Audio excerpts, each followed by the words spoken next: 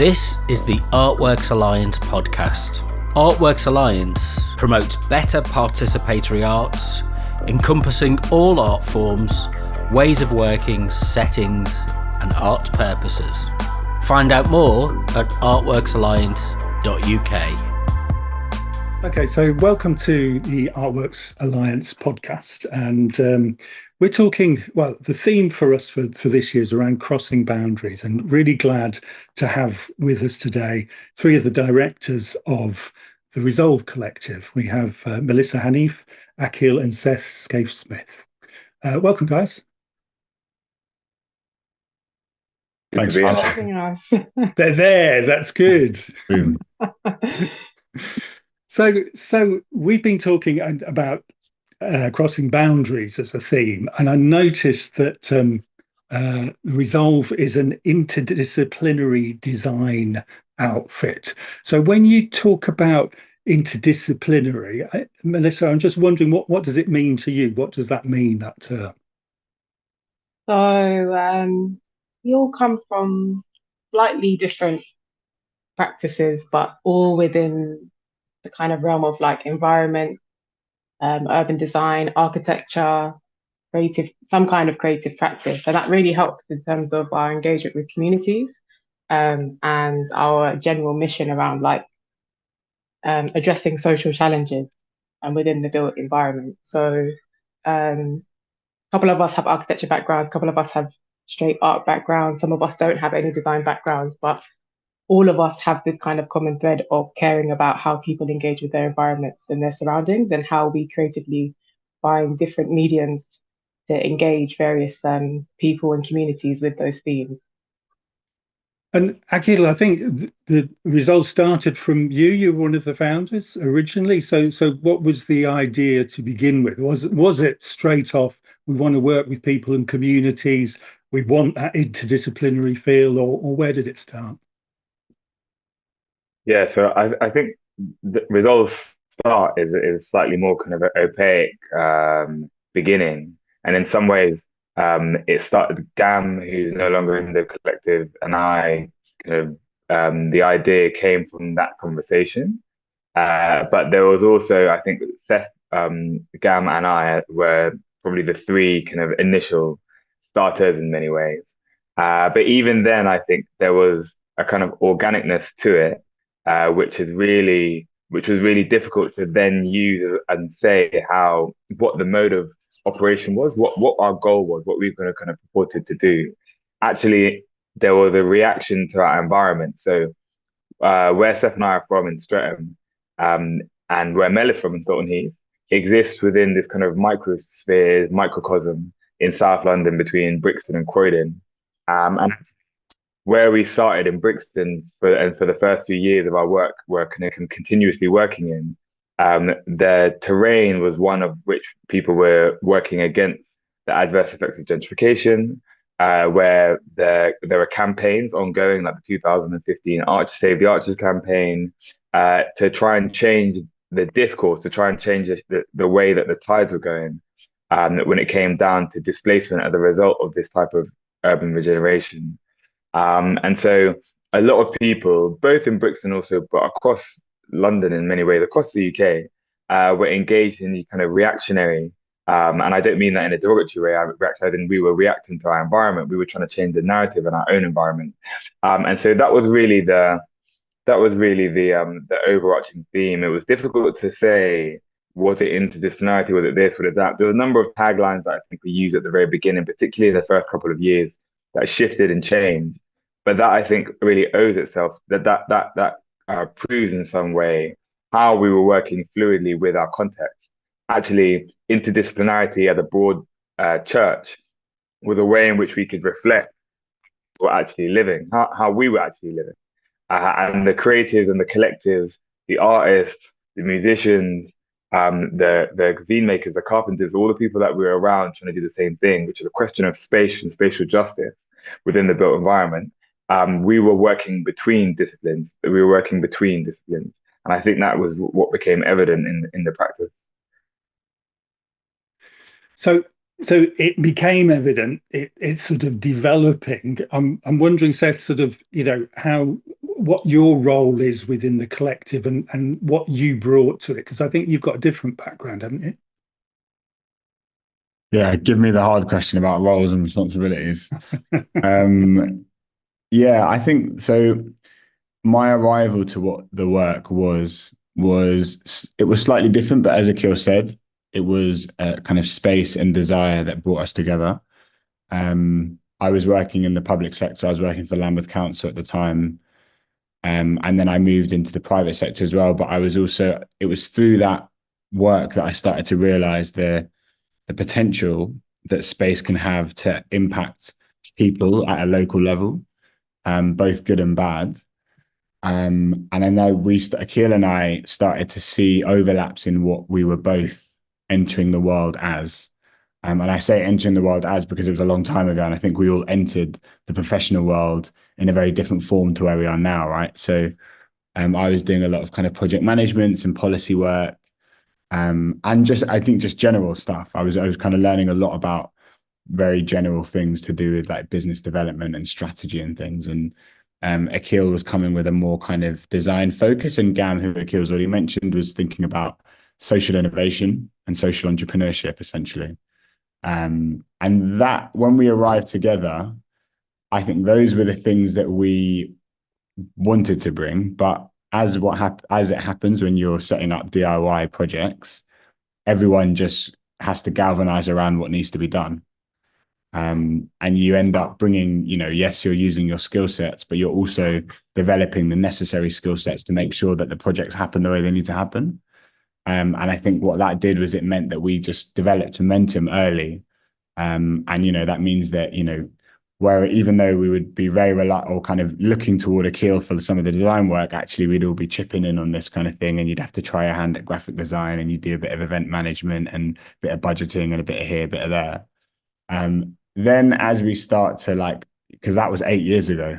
So now, as we're a little bit more kind of formal, we have a team, we're more recognizable as a structure. We still all deploy ourselves in the ways that we need to on different projects and, kind of extend our creative and I think our project delivery capacities wherever needed. But internally, I look after a lot of the kind of management side of the organization, some of the strategy and funding and business development and those kind of boring things.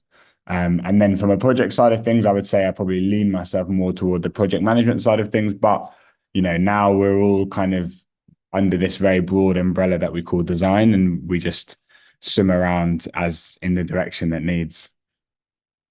Because nobody knows what design is really, so exactly. It's okay, isn't it? We can all just use. Okay. But I think it's really interesting that sort of putting together a team, not by kind of going, oh, what we need is, but a bunch of people with different backgrounds, different influences coming together. Because in a sense, the tradition is let's get more people like ourselves. We are this type of person with this type of background, with this type of training, and we work together. And actually, it's much more interesting.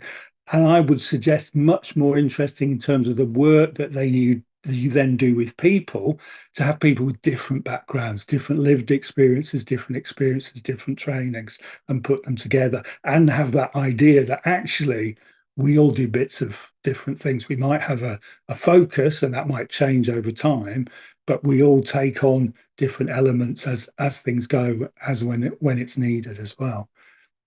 Does it work as a collective, Melissa? How does it work?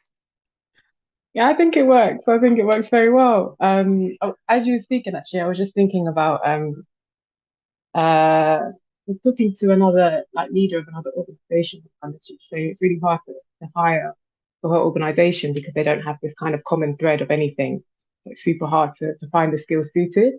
And coming from an architectural background, the good thing about architecture is you cover so many different other fields when you're studying. You don't just cover design, you cover philosophy, you cover so many different aspects. So actually, anybody who's kind of seen a touch of that kind of education has a really broad range of skills. However, they're not the only skills. And as you develop more if you're going down the architecture route and you go into architecture practice, you then realize that there's so many other gaps and there's so many other ways or necessary ways that you need to collaborate in order for a project or or any kind of work to be kind of semi-successful, especially if it's like for the public. So I think that was one thing that came to light when on my personal journey was after qualifying. I left the traditional architectural practice because I was really dissatisfied with the lack of meaningful community engagement and this kind of like performative way of practicing with the public and for buildings and designs and spaces that were meant to be for public use, and just how kind of neglected that area of that kind of field of engagement was. And this idea of kind of designing in isolation when actually everything is in collaboration with everybody, and having that mentality from the get-go really produces amazing work. But to think that the architect has this kind of is on this pedestal somehow was just really uncomfortable for me, even though it's something that I trained to do. As soon as I got there, I was like, it doesn't work, and clearly it doesn't work. So when I left, then I was kind of doing a bit of soul searching, and I started talking to different people practicing in different ways. I was talking to artists, I was talking to anybody who looked like they were doing something interesting within the creative or architectural design realm. It was super clear that like there are so many different ways to do this type of work, to engage with communities and produce meaningful work that actually affects change. It's just not spoken about commonly enough, or it's not called architecture, it's not called the things that you would think it was called. There's no clear and straight route to it. But there are a lot of like conversations and networking and collaborative ways to get there, which is what we're doing right now. So yeah, it really does work. It really works. And like now we're in an ecology of other practices who are also working in very similar ways. Some a bit older than us, some a bit younger than us, but actually it's really lovely to be a part of like a family of people working towards this kind of like alternative future of design and of the world, really. That's really interesting about that ecology, because you know the mode in the arts world, the participatory arts world, has very much been about people working as freelancers individually, feeling isolated, all those sorts of things. And you know, when I started, it was much more about we create collectives, you know, we do workers co-ops, you know, that sort of thing. We work together and we're part of something. And again, that's the route we're going down with the ArtWorks Alliance as a community of practice, that it's really important to feel part of something. Yes, you're special and what you do is amazing and all those sorts of things, but you're part of something, and you're part of a movement, and you're part of of learning. And there are people who've been doing it for a lot longer than you have, and there are people who are new to it, and that's great. That's really important to have. So what I'm really aware of is that I remember interviewing an MP many years ago, and I was interviewing, it was me and an 11-year-old kid. And the 11-year-old kid kind of went, you know, we'd been talking about politics and how important it was and all this sort of thing. And the kid just turned around and he said to the MP, said, "Yes, but what do you do?" and I mean, it was quite interesting. So what are, I mean, I don't know if you want to pick a project or something you're working on at the moment, or something that you kind of go, that gives a real idea of how we work and what we do. I don't know. Akil, is there something that you kind of would focus on that makes sense of it to people listening?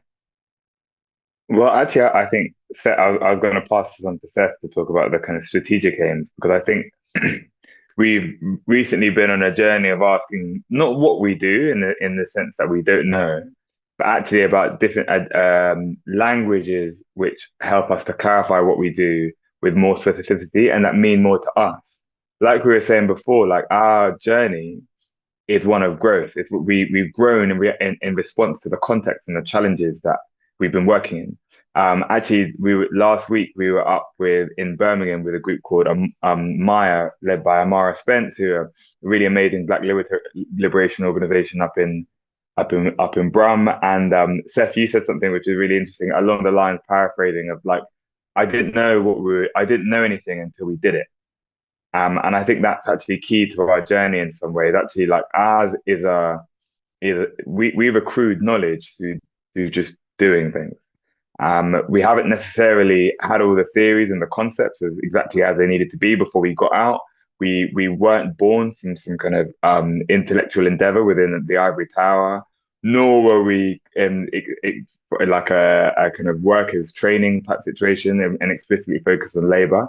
Actually, like we weren't able to term those things until we did it. So the definitions that we've kind of started to come up with, those are a bit more true to form, that classify in or some ways, or maybe describe what it is that we've been trying to do, and very clearly now what it is that we're doing. So sorry, that was a little preamble, and I hand over to Steph on that one.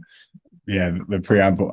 Maybe what could be good, because I can talk about them as broad areas, and then maybe there's one project that, Akil, you can go into detail on, so we can do like a little Oh yeah, back and forth on the back. But no, as Akil said, like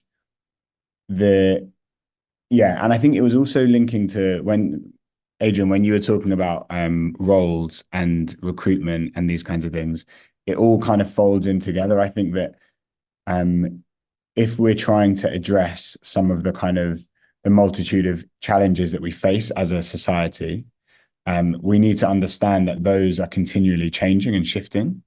And therefore, like one role, one type, one category of person will never be able to help. You'll never be able to kind of address it with one solution, with one type of solution. So you actually need to make sure that you're continually changing and evolving. And also the people that you work with and the types of work and types of collaborations you have will continually change. So how can someone who's 18 all of a sudden say they'll be able to solve all of the problems for the next 60 years whilst they're in industry with this one role that they've decided to take? Like, actually, we need to be a lot more kind of understanding of fluidity.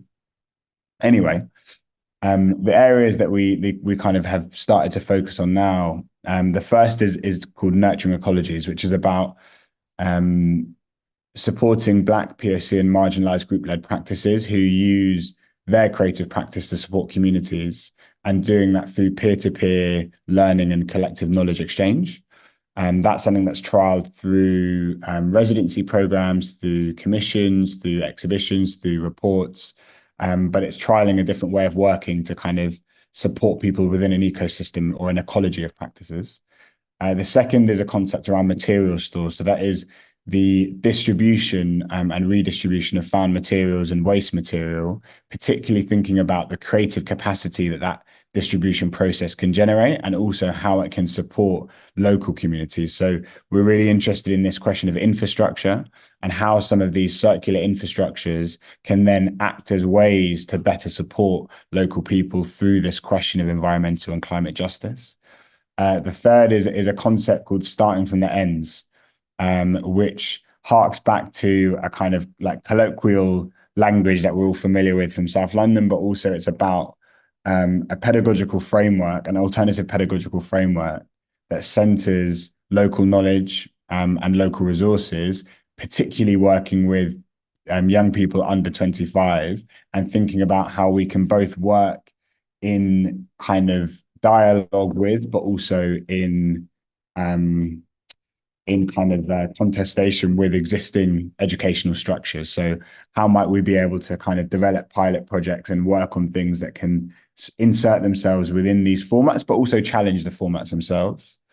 Then the last two are kind of methods that underline what I'll run through.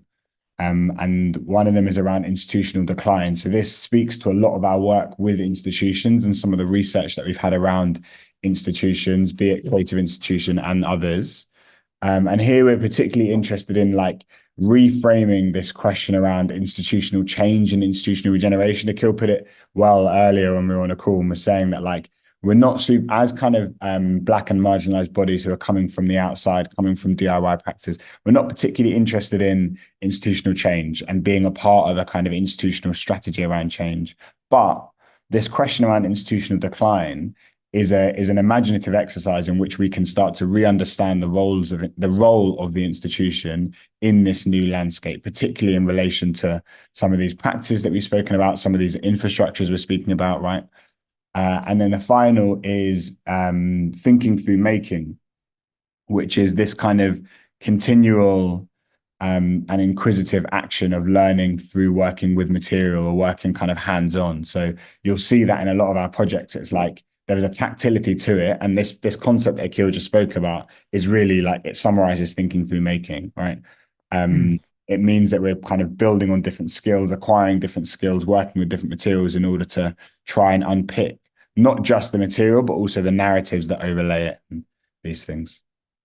Great. I'm really interesting structure and lots of different things. I've still got that 11-year-old kind of going, yeah. And then Akil's going to answer the 11-year-old. Yeah. I've done the MP. I think that bit with the thinking through making, he suddenly got excited then. Oh, well, we're going to do shit then. You know, it's like, give us an example of something that you're working on. Like. Yeah, for sure. I think actually, to be honest, the project that we have in Liverpool at the moment maybe embodies a lot of those strands together, because for the 11-year-old, we build stuff, but that doesn't always mean that we're building stuff physically. You know, that might mean that we're building a system. That might mean that we're building a space. That might mean that we're building like a way of working together. So to build a method, because we always leave a project with kind of found method, a new methodology, a new way of thinking about something. So to say that we're building stuff in like tons of different ways, I think actually encapsulates a lot of that work, because it's not all physical. In fact, the physicality of the work is just the tip of the iceberg in many ways. And with this project, we've been working with Tate Liverpool, who are moving house essentially because of a refurbishment that's going to be done to their building by Studio 6A. And as a result of that, they needed to get rid of a lot of stuff. And actually, they were going to throw a lot of that stuff away were it not for a group of really kind of active and switched on curators and other professionals within Tate Liverpool, who I think convinced the institution not to do that. We came on board as a result of Corinne Harmand, who's been the curator and the all-round kind of guru for the project that we've been working with. And so what we did was we turned the redistribution of those materials into a project. We were really interested in, as Seth said, like how we redistribute materials as a way of catalyzing local creative activity. How do we kind of spark off these and how do we also like both build upon, but also kind of catalyze and renew the kind of creative energies that exist in local spaces when you get given material? Just as we got given material to make our first project in 2016 in Brixton, how do they become these generative moments around place? And so we redistributed all those materials to groups across Liverpool, both the north and south, trying to address a pre-existing kind of socioeconomic divide that happened across the city. And then thinking about what forms of giveaway, what forms of redistribution might catalyze these different ways of behaving. In one aspect, we tailor make a type of design to different groups. So, for example, there are a group of Black artists within Aston Yard and Toxteth who really needed storage in their shared space. And so we used a lot of the old timbers, bits of MDF and different kind of wood, and built them lots of shelves. And another example, the Chinese Community Centre, who are the longest running Chinese Community Centre in the UK, they had a massive office that was just cluttered with tons of crap. So we spent 2 days reorganizing the office and then giving them new shelves that already existed in Tate. We've done that kind of a lot of times across the nature of the project, whilst there's also an exhibition in the middle of Tate. So there's an exhibition which a number of different videos kind of showcasing the work of those collectives or the groups that we've been working with, but also showcases some of those materials. And all of it you can touch, all of it you can move around, all of it you can like sniff or do whatever. So it's really the antithesis of a Tate project by which you're not allowed to touch and exist with those things. Why I think that's a good way of encapsulating it and what we do is because it involves building. And a lot of building. So actually the kind of the fancy building, aka the exhibition building, which we obviously do with the help of really amazing technicians. The very low key building, which we do in people's houses, we do in yards, we do in alleys, we do in storage units. And that then goes out to local groups as well. And kind of slots into their spaces as a kind of infrastructure. It involves system building. And so actually trying to create this system by which we could understand who are the groups that currently exist within the Tate's art gaze, to quote Josh from Homebake, who are an amazing community land trust up in Anfield, and who are the people who are outside of that gaze, and how do we then create a way of interacting with those people equitably? And then it also entailed the creation of like a narrative. And actually, we worked really closely with Darren Brady, who's a filmmaker from Toxteth, creating these different films around what was happening with these groups, not in a way that framed it as we're so thankful for the tape for giving us this stuff, but actually, how has this become an opportunity for us to talk about the pre-existing work that we're already doing? So we've had to kind of be sensitively think about how we create a narrative that goes away from this idea of the unit of the institution as a benevolent benefactor, right? This kind of giver of all, and rather thinking about what are the opportunities we can kind of take away, we can steal away from this resource heavy, this resource laden body, and redistribute that. I mean, I love that. So, I mean, it feels like it enables the projects with that sort of analysis or understanding of it. It allows that sort of concept of building allows the project to build outwards as well. So it's like, yeah, we start with something, but actually, how are we building knowledge? How are we building all sorts of different things within it? It's just a lovely sort of simple way to kind of really expand things. And in the sort of projects that you're doing, are you allowed to do that? You know, we all know or aware of projects where people kind of go, no, we just want you to do this, and we want to know exactly what's going to happen by the end of it. And, you know, you just sort of do it. You know, you are a proper builder, a constructionist. And it sounds much more that, you know, you've got this framework which you can kind of go with what's there and what's happening. Is that possible with the kinds of work that you're doing? You want to go, Mel? Yeah, I can. It's embedded in how we work now. That's what we propose. So Mm. even if an organization or institution are asking for just a bog standard public installation, we go, we need to do X, Y, and Z beforehand before that is even the case. A really great example of that is the work that we did with Whitechapel Gallery in Angel Alley. Um, the call out was just for a public installation, artists to do a public installation in the alleyway adjacent to the gallery. That's a bit neglected, just needs a bit of renovating, will be part of the art trail for the council. And we proposed kind of an anti-commission or like a stage zero research project, essentially, which was about engaging with all of the immediate stakeholders, workshopping, mapping, really getting into some deep hangouts with them to really understand what makes sense in a space like that. And as we did more research, so many things came up about like how political this space is, why the space, you know, is how it is, who inhabits the space on a regular basis, which are vulnerable people, because of the decisions that have been made by the powers above. And we really got into like the meat of how how how spaces how spaces that are kind of like so immediately connected to so many stakeholders can be easily like uh kind of like cast away. That's what it felt like, this alley.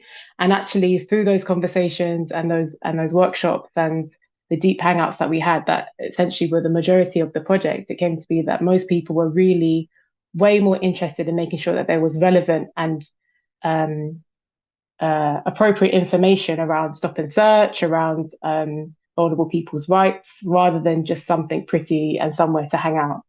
And so that's what we did, and that's what we proposed, and it had a bit of backlash, and we had to go back and forth with the council a little bit. But actually, the Whitechapel Gallery really on our side, and they really appreciate what we were trying to do, and also agree because they also have to, you know, them as well as Freedom Press, who are an anarchist bookshop right next to the alley, have to deal with, you know, some of the unfortunate events that happen in the alley all the time.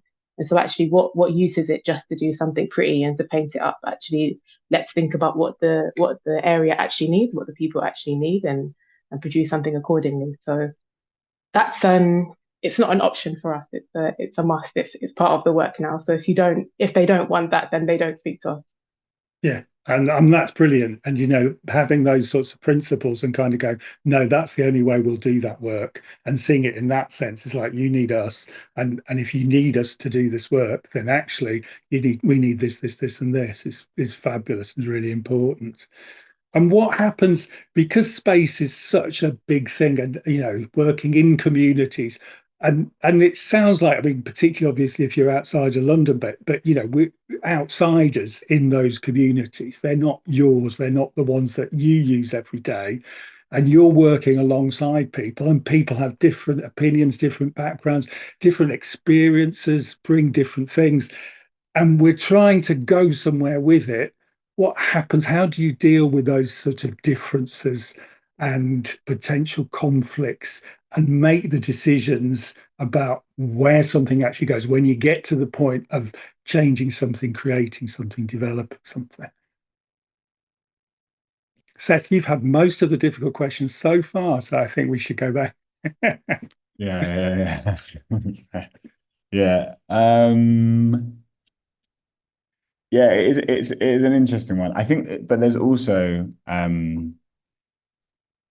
we've done quite a few like community engagement projects within the built environment, and they're kind of framed around like master plans and other types of development. And for a lot of reasons, we found that work can be quite constraining, constricting. And I think that one of them is because of the programs and the timescales that are surrounding that type of work, and the intensity and the raised expectation, and particularly of people, even when people are delivering something that is slightly against the grain, or kind of in a different way of wanting to engage with people in a different way, which is what we try and do.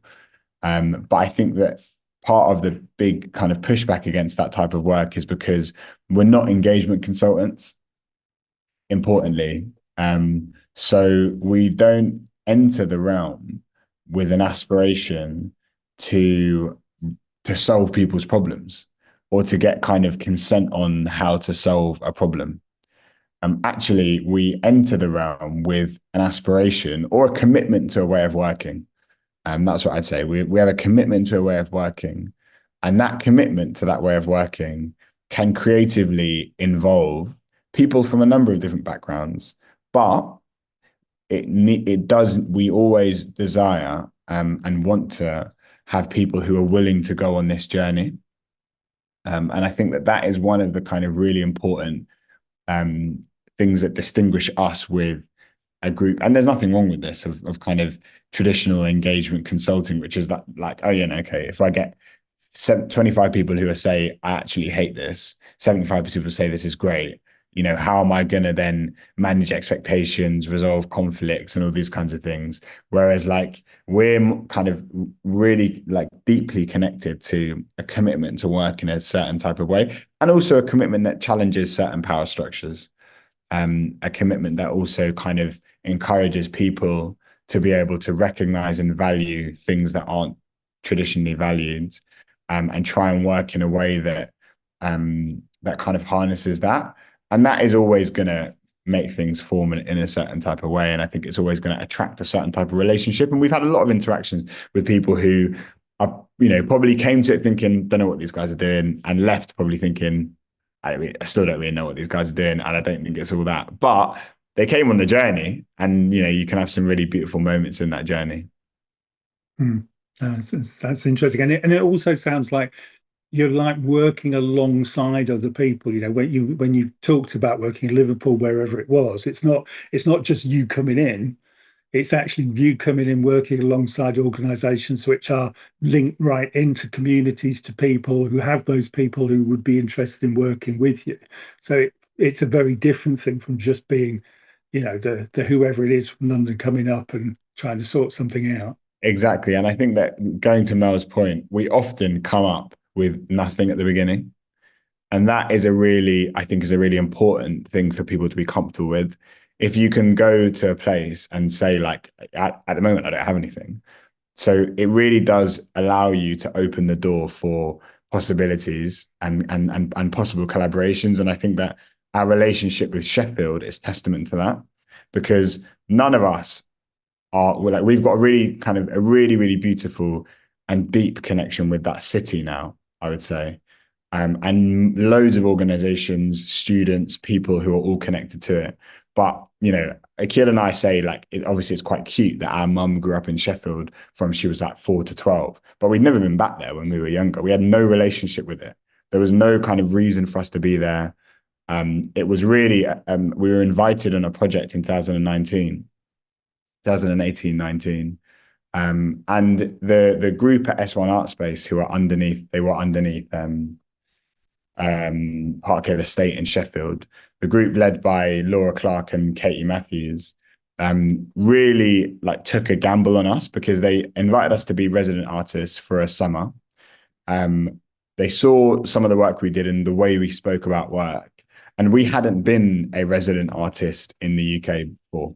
That was the first time that we'd been in that position in the UK. We certainly hadn't done anything creative outside of London either. And our understanding of the scene was very, very limited. So we had a commitment to a way of working. We knew that we wanted to be up there and really understand and integrate local ecologies of creative practitioners, and particularly those that work within this kind of Black and POC lens. And they allowed us to go back and forth. We spent basically like half the year going back and forth. Spent a lot of the time going back and forth without a proposal, but we just, we went to people's events, we met people, we did this kind of deep hanging out, which Mel was speaking to. We built relationships, and we also then kind of nurtured relationships. And what we built was really good, and it was really impactful. And we had a residency program, and it was really lovely. But actually, if I think about it, the relationships that we continue to develop and work with and build with in Sheffield weren't all ones that we had like, the most momentous evening event, installation, whatever, part of the residency program. Actually, some of them were just ones that opened the door for us to continue to return to it.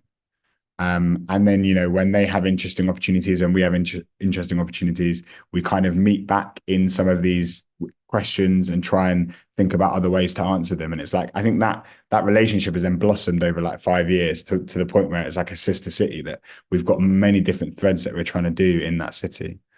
I think if you pay attention to that kind of working, you can have those types of relationships. I think we talked last time we spoke about comers in. That was it.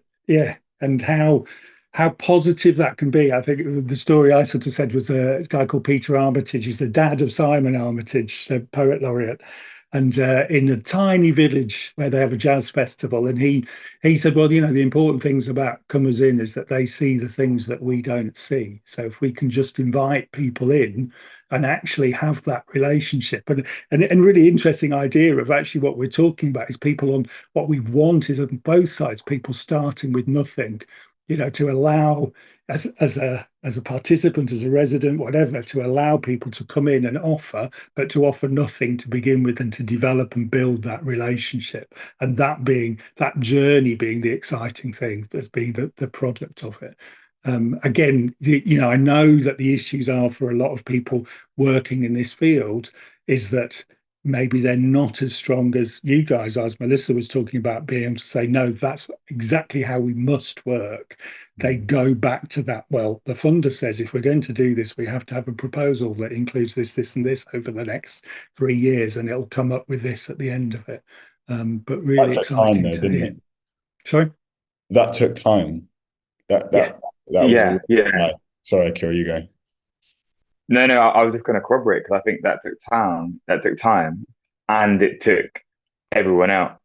Like, actually, in many other ways, like there were other people around us that we had heard of, that were doing those things, or who were around us doing those things, redefining the brief. This idea that Finn Williams, who's now the city architect of Malmo, and he also used to be like my boss essentially. He used to say, "There's no such thing as a right answer to the wrong brief."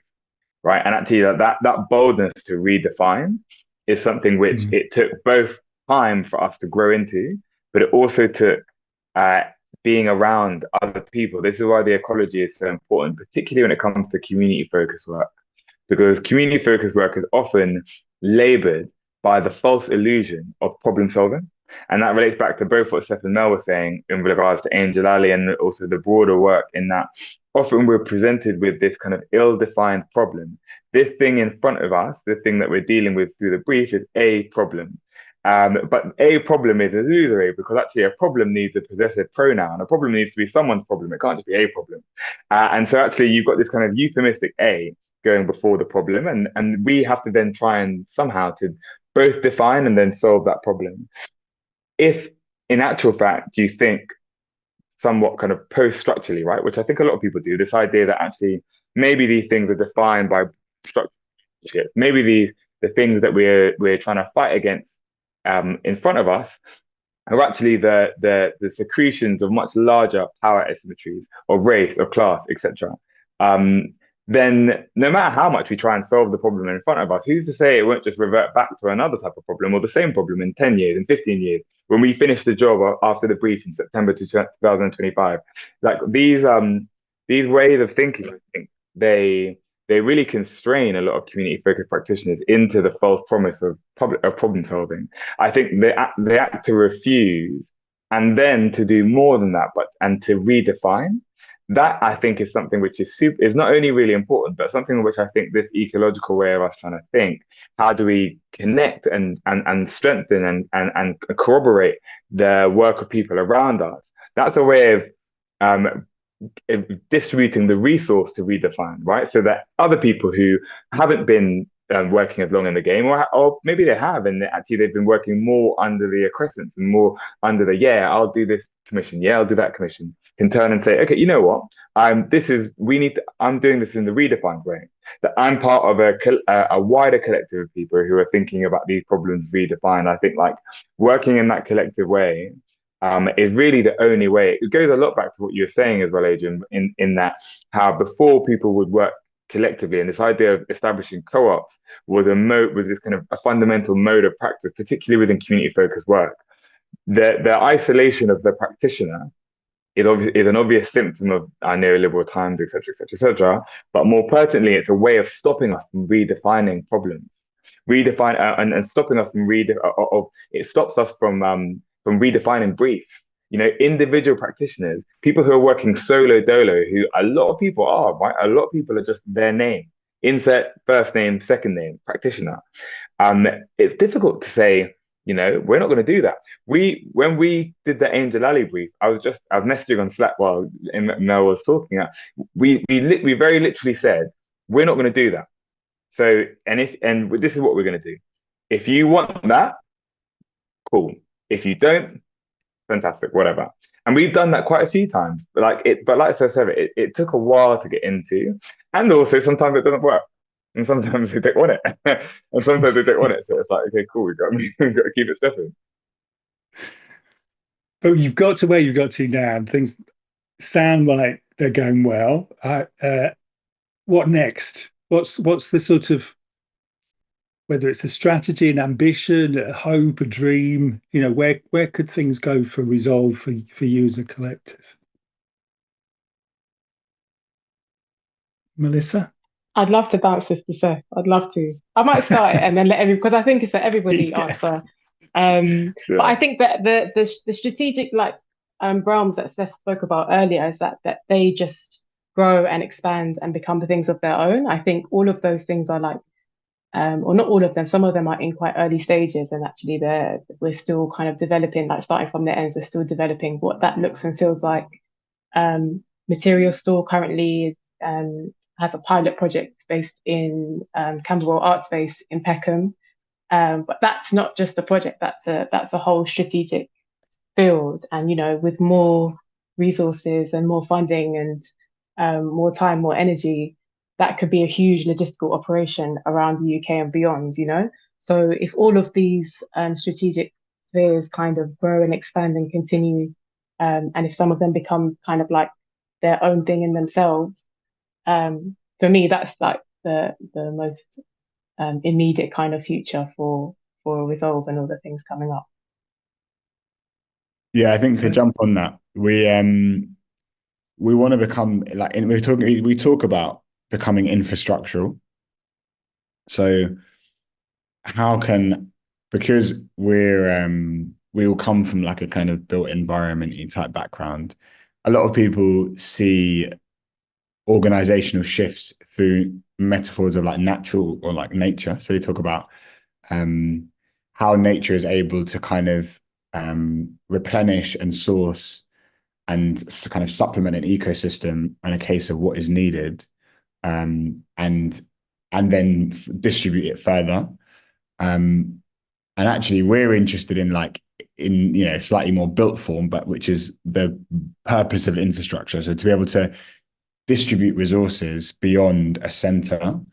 And that is what we're trying to work on at the moment, which is like, how can we as Resolve Collective, and maybe even as different forms that circle around Resolve Collective, become or operate in a way that distributes resources wider than our existing and understandable structure, and starts to support this type of work further and beyond, so that it can then grow into other things. And the material store is a great example. Like, at the moment, it's a super labor intensive process where we have to be the thing that delivers the program.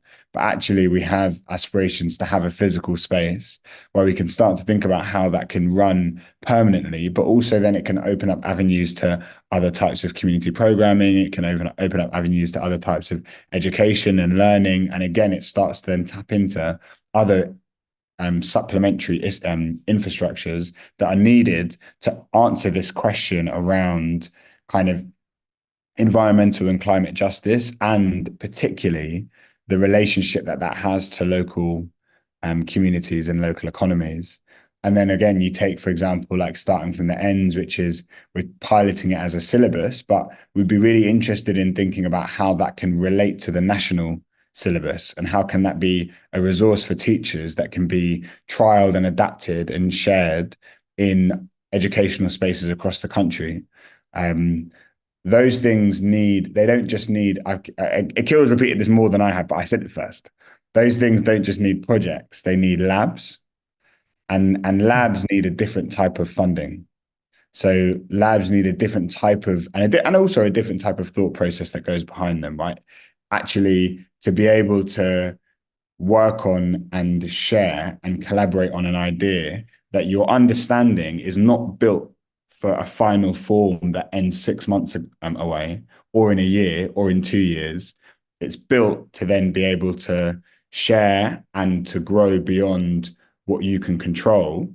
That's I think a different type of working. And I think that's again, not just something that we know is important for us. It's this ecology that we're working with. Everyone is trying to work in that type of way.